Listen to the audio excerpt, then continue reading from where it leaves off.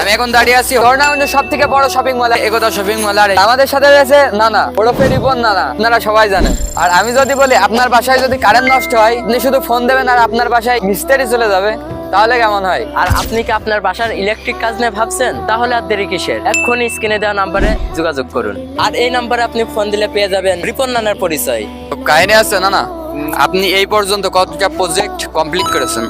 আমার 3টে মডেল মসজিদ কাজ চলছে, একতা শপিং মলে কাজ চলছে।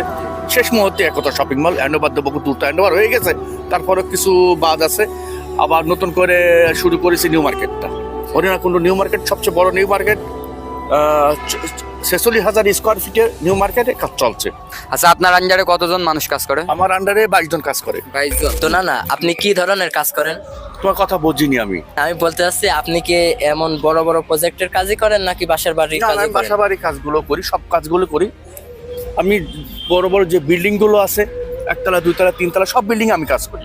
এমন একটা কথা আছে যে আমার সন্ধ্যার পর থেকে প্রত্যেকটা 10টা পর্যন্ত আমার লোক থাকে খালি লোকাল কাজ করার জন্য।